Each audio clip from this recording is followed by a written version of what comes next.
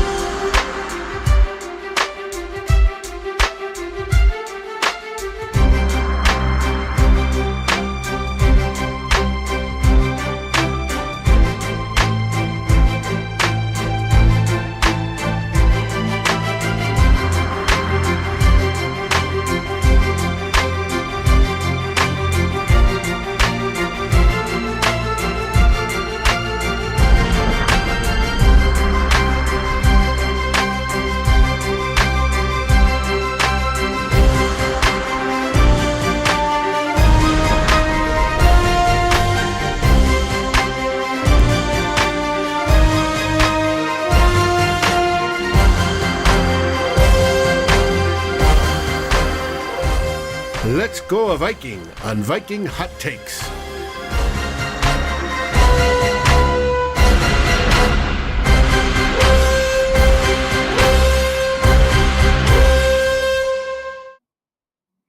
Hello. Let's go. Eric, we did a draft preview last week. We went 0 for 6.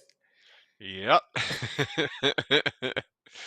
So now we're doing a draft review for all y'all. And Eric, can you promise the people that we're going to do better with our takes this week?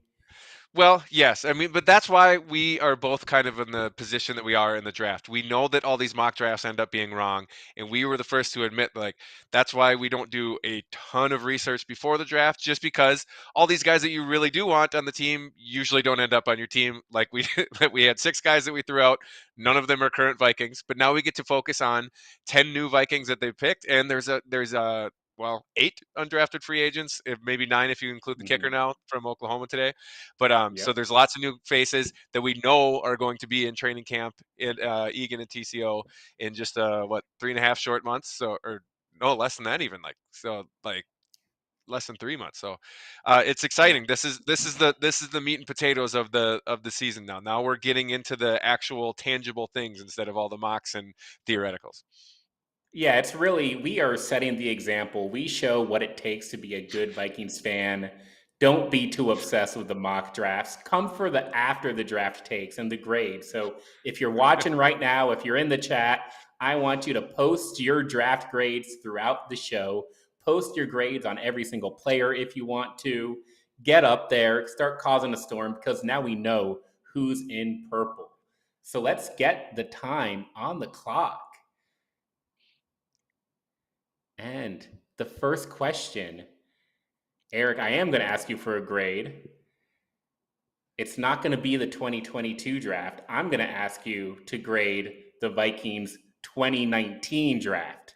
I love this question. I love that you took the 3 years removed, or now 3 full seasons removed, because this is how you actually should grade. Everything right now is obviously incomplete. No one's played it down in the NFL. We know who the players are. We don't know how they're going to actually perform.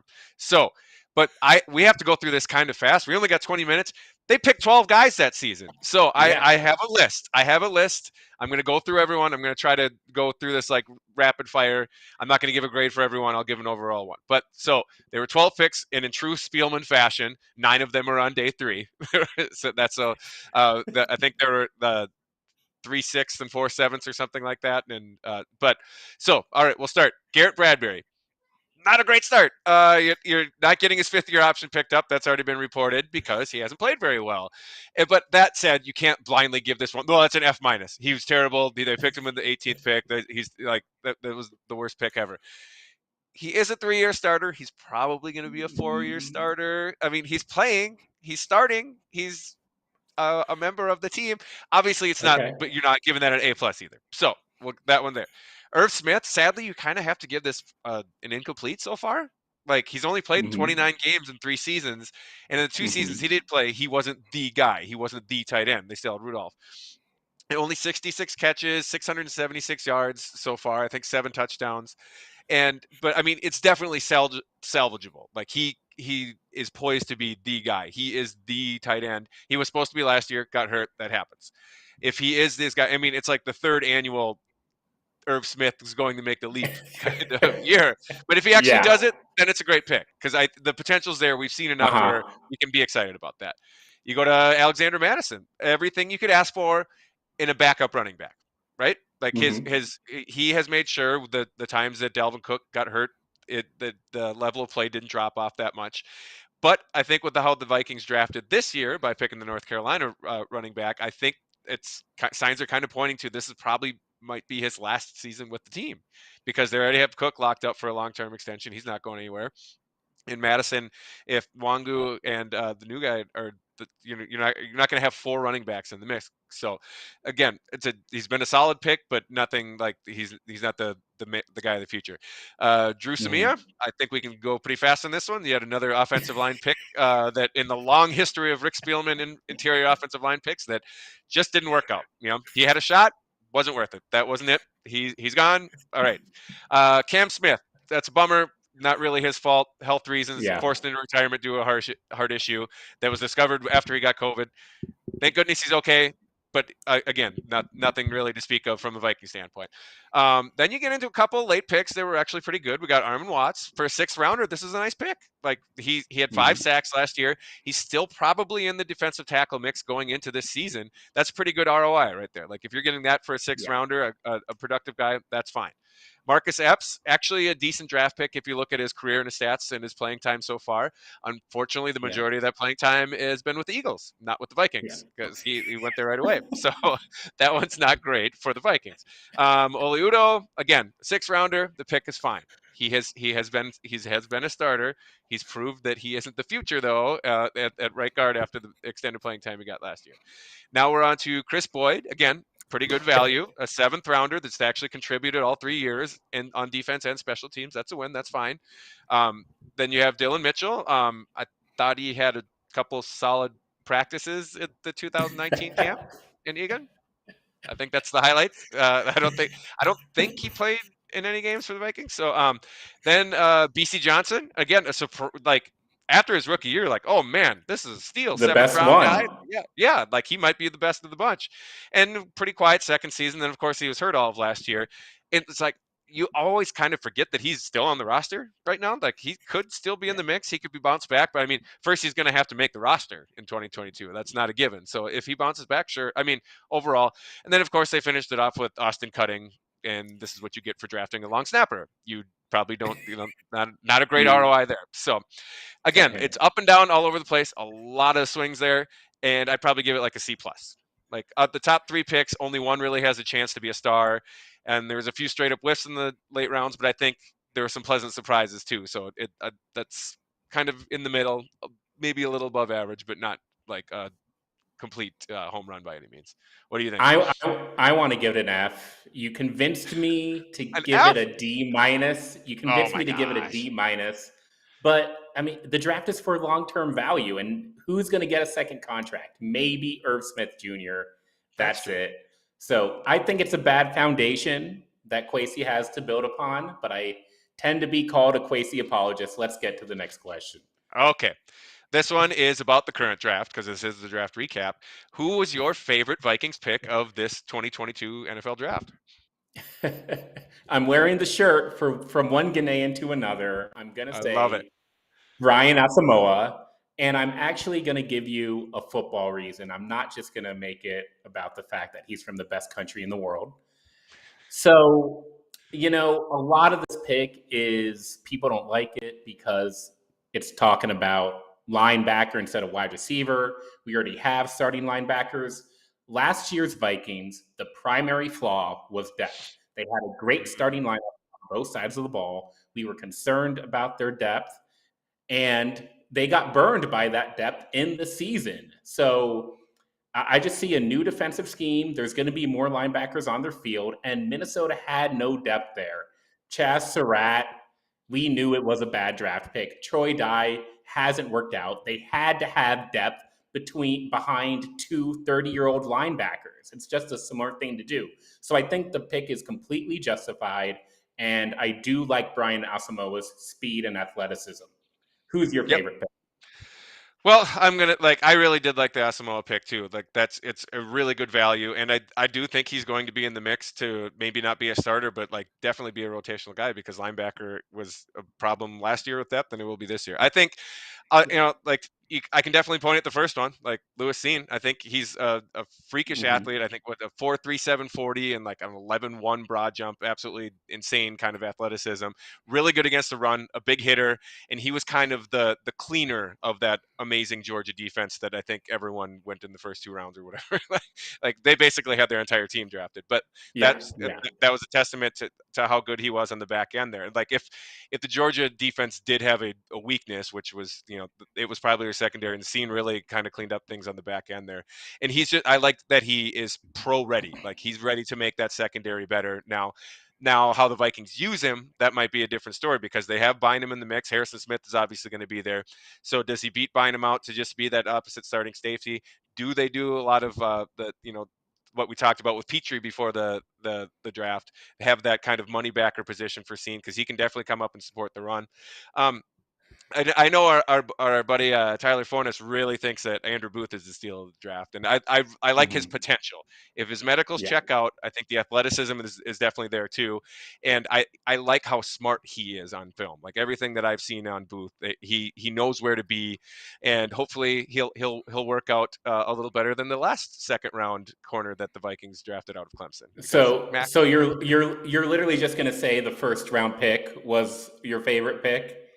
We're gonna be that simple about it? Yeah. Yeah, well, like because I really wasn't in love with a lot of the rest. Like you had it with Yeah. Osmosis. I'm not going to regurgitate that, but like there's a lot of question marks. But that's what you get with the late round draft picks. And with Scene and Mhm. Booth, I there's a lot on film and there's a lot of good feedback so far. But yeah, I know it's kind of a cop Yeah. out, but that's what I do in the draft. Hey, it's okay. I do like the scene pick, so I'm not gonna give you too much crap for it. Good. Question number two, Eric. How does Kwesi compare to the other newly hired GMs so far? That's a really good question because it so far it just feels. I mean, there's that feel. It happened like while I was watching. I have to separate the this is a new regime. A lot of it felt familiar. The whole process has like, oh, there's trading down. We're getting more day 3 picks. Yeah, but the process, it definitely seemed like Kwesi he had a plan. He had values assigned. It was different than a lot of traditional that like that's if you look at it, these 2 trade downs that we're going to talk about a little later in the show here, depending on which chart you use, if it's the old Jerry Johnson chart, that you hate those trades, but if you're looking at more some of the more modern analytical kind of charts, it turns out a little better. It's I guess the one, the main GM he's going to get compared against is Ryan Poles, because he's interviewed with both and he's obviously going to be in the division. I think for Kwesi, like for the comparison with that, like the short-term results better be better than what Poles has, just because I think the Bears are kind of in a bad place. Like they have that ideal rookie contract thing that, if Fields turns out to be a stud, they have him salary controlled for 3 more seasons, or 4 probably. And but they are so up against it. They have so much dead money. And like Poles is paying for the sins of his last regime a lot more. It's not like Spielman left a treasure chest of talent on the roster, but Poles, I don't know what direction they're going to have to go, because this is the time when you have someone like Fields that's supposed to be the guy on a rookie contract. You're supposed to build studs around him, like a lot of the other teams have. That's what happened with Patrick Mahomes. That's what the Bills did with Josh Allen. Obviously those quarterbacks have been paid since then, but that's what the Chargers are doing right now with Herbert. Like that is where you should strike and throw all the resources in the other parts of your roster. I don't think I think that's a similarity from different sides. The Kwesi can't really do that right now because of the Cousins contract, and the Bears, Poles can't really do it because of the salary cap hell that they're kind of in. So it'll be really interesting. Those are going to be the main two. It's to be decided, I think, so far. It's tough to tell. What do you Yeah. think?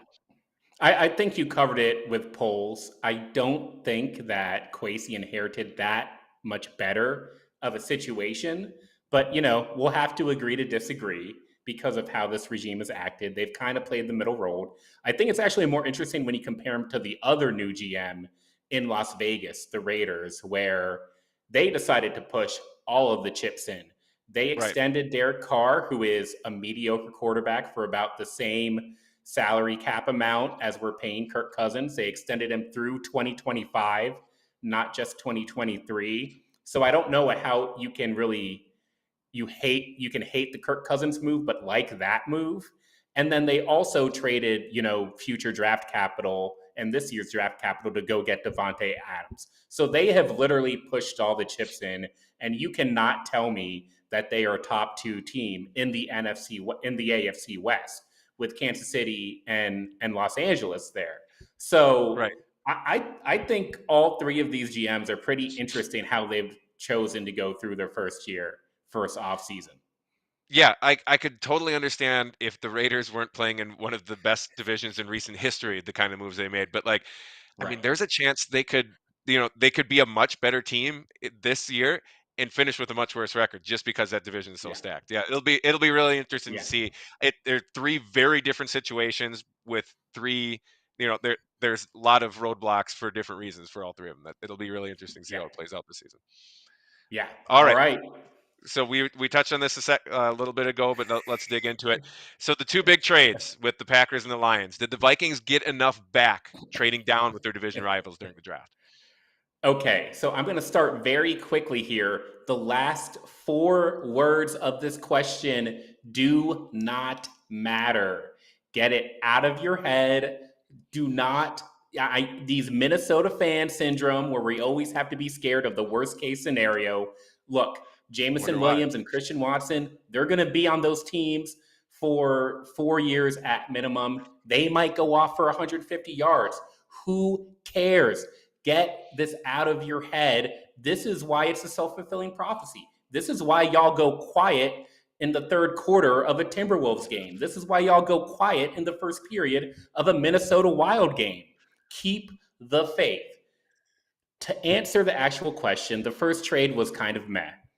Um, it was kind of meh. They did not get great value, especially what we thought going into the draft. We thought, somebody would trade up for a quarterback.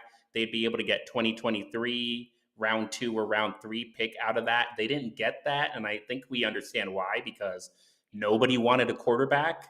Overall, I'm happy that they traded down instead of staying at 12 and picking somebody, because it got us Lewis Seen, it got us Andrew Booth, and it let us trade down again with the Packers, which was just an absolute fleece job.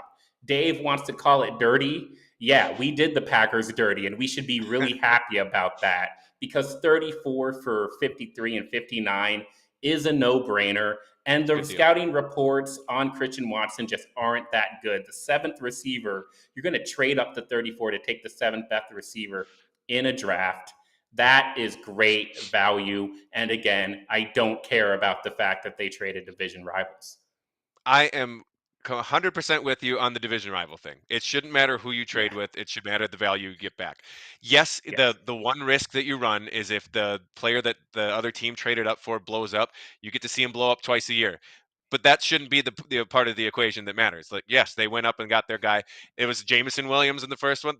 We talked about him before the draft. That was a possible target, and Mm. then the new three deep that the Vikings might have been able to do. But the of course in on a personal level, the Packers trade of I the value they got back was great. But of course, they had to draft the NDSU guy.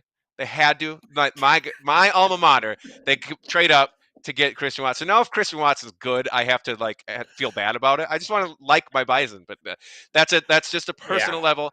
The Green Bay trade again. Yeah, I'm with you on both actually. Like that's the if the I just think they could have got more. Yes, there were not there was not a run on quarterbacks, but that was right in the middle of the run on the top wide receivers. I think they could have Yeah. got more for someone to trade up to, especially right after Olave went. Like, look what the Saints gave up to get Olave one pick earlier. I think they could have got a little better package for it. Yeah, but the division part of it, I was ready to argue with you on it, but turns out you agree with me. Like that, who you trade with Yeah. shouldn't matter. It's the value you get back. I'm telling you, this is why y'all go quiet in the second period of the Minnesota Wild game. Oh no, here we go again. Well, it does go again though. That's different. All right, Eric, quickly, you see the roster as it is after the draft. Any post draft free agents you're looking at targeting? Guess who I'm going to bring up again? I think this is like the third time we brought him up on this show, like over the last 3 months. JC Treader, he's still sitting there. His dad likes all these tweets now. Like he's like that's the sign these days, right? Dads run they may as well run free agency. I mean, we got Beckham's dad doing stuff with it. JC Treader's dad's like I love the Twitter sleuths, by the way. Like the research that goes into that. Oh, look at all these things that he liked. Like, all right, great, but he's still a great fit. If they aren't going to renew Bradbury, might as well bring in some new blood. You know what I mean? Like if Yeah. let make that if that D minus draft grade from 2019 a little better by replacing him with someone else. That's the one name that keeps on jumping out at me. Like I think that seems like a perfect fit.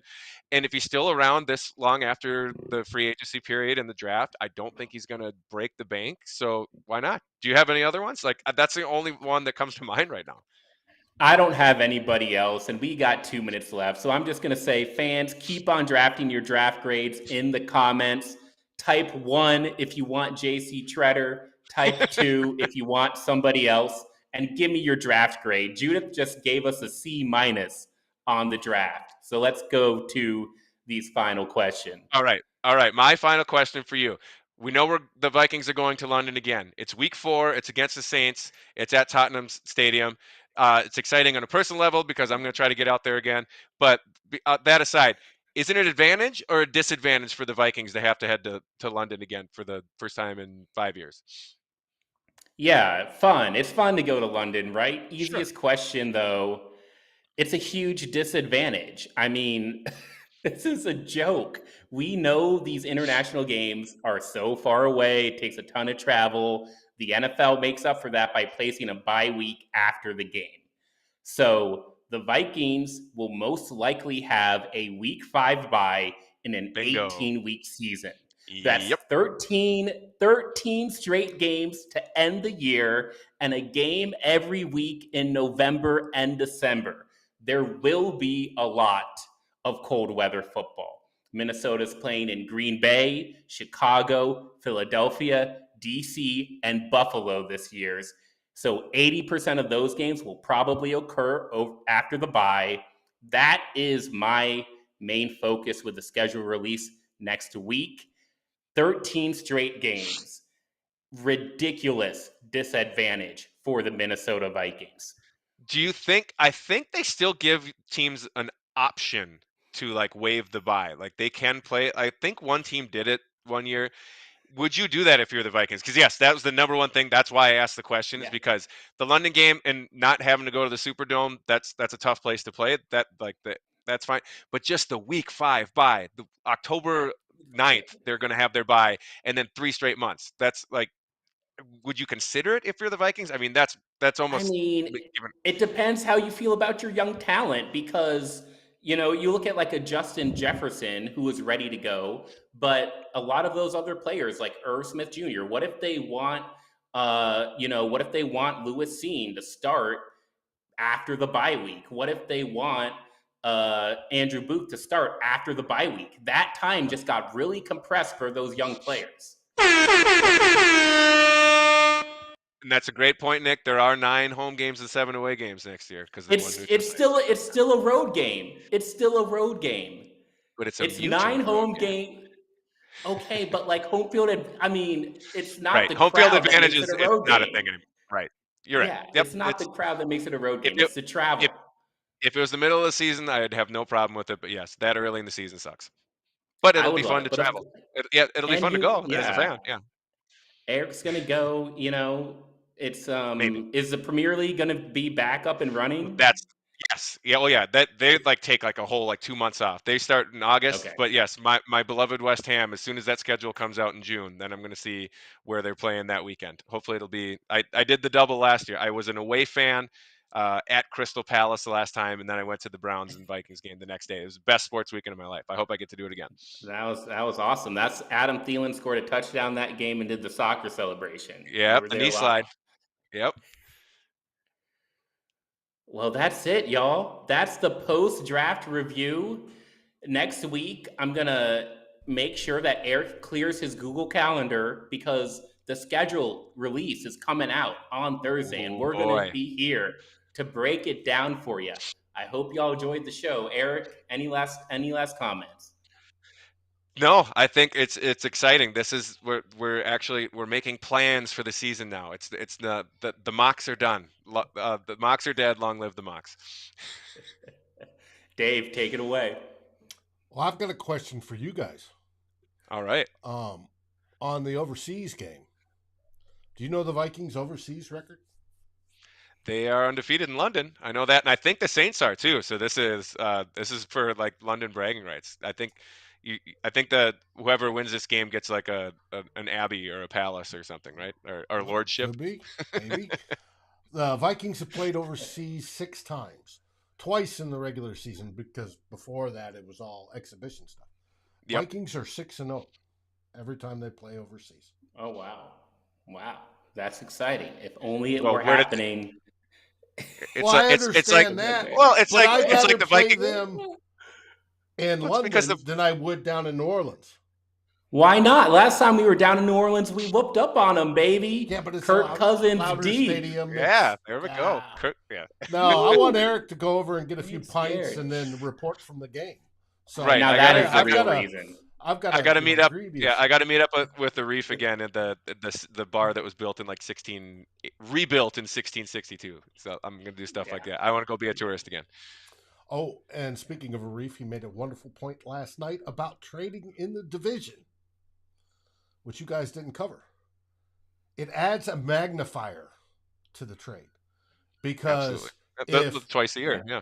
well, not just the twice a year, but if they turn out good, the trade looks even worse for you. If they turn out horrible, it looks even better for you. And it can go both ways. And if they both turn out good, it's a wash. So Yep. that's Right. But if you talk to the average Vikings fan, there is no if it works both ways. right. Well, they're already making. Yeah, Jameson Williams is a Hall of Famer already, right? Yeah. Like that's basically our answer. Yeah. But anyways, the only thing we have the remaining of this week is me and Darren on Saturday for Two Old Bloggers, as we'll wrap up all right. these festivities post-draft, and we should have some fun. Cool graphics. It'll be great. Until next time, y'all. Skol Vikes. Oh. Go Vikings!